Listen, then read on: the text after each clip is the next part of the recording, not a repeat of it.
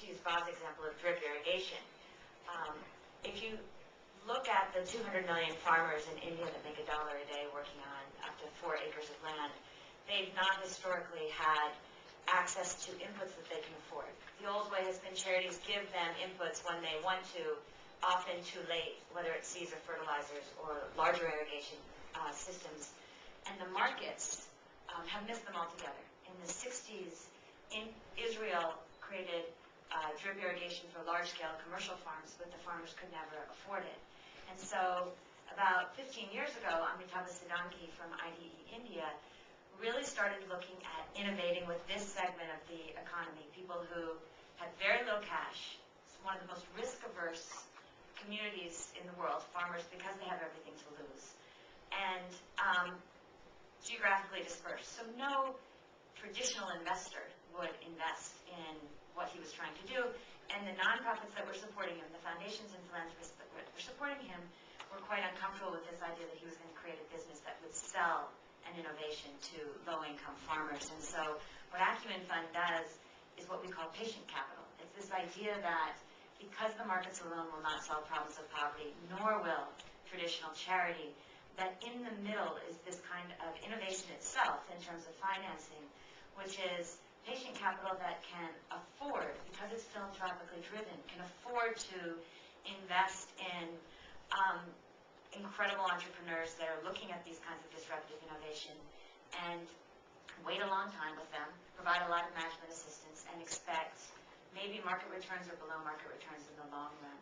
And so Amitabh, after studying what was happening in Israel, had 3 principles because he was focused not on the technology, but what the farmers needed. The first was extreme affordability, that he knew that a farmer would not make an initial decision to buy a new technology unless he could see that he would be able to repay within less than a year, in many cases less after a single harvest.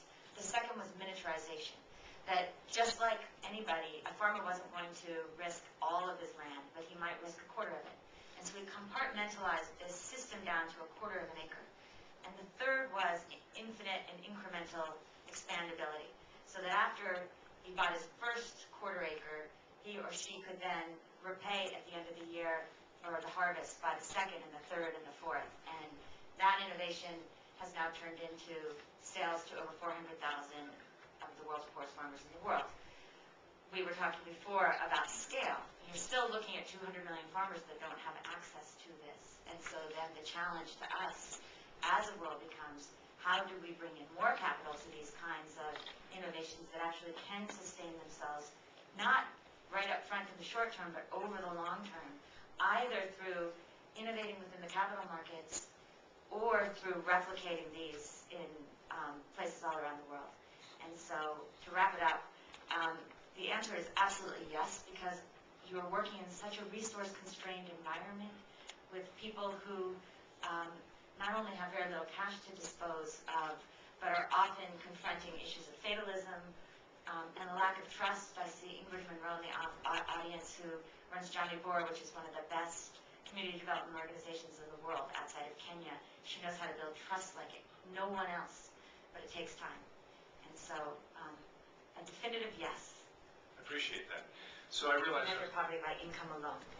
That what we're really talking about is choice and opportunity. And if I've learned anything, it's that dignity is more important to the human spirit than wealth. And that you can meet people who are making $3 and $4 a day with enormous choice. More choice than people who are making 10 and 11. But on the other hand, you can see people making $3 and $4 a day who have absolutely no choice. Another piece of this is that I think we underestimate how cruel the market system is for poor people, particularly living in slum areas.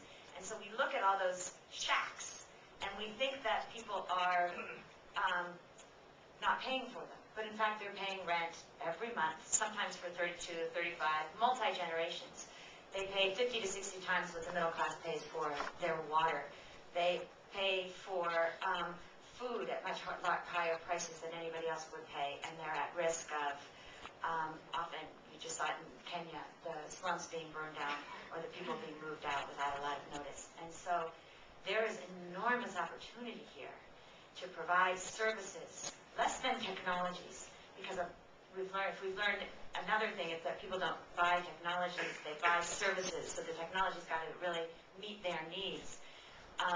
If you deliver it to them in a way that is affordable, understandable, accessible, and beautiful, because I think we also underestimate how important to the human spirit it is to buy things that make us feel good. And so we do a disservice again to ourselves by selling things that are ugly to low-income people, just as we would to ourselves. Indeed. We'll use the term, even though we may not appreciate it very much. What is it about the lower income space, those at the, this notion of the bottom of the pyramid or base of the pyramid? We were talking about this a little bit ahead of time. This is a diverse, this is 4 billion people, right? This is not a monolithic group of people, for sure, right? What is it about this demographic that, number one, makes it so important, number two, makes it potentially so conducive for innovation? I was wondering if maybe you guys could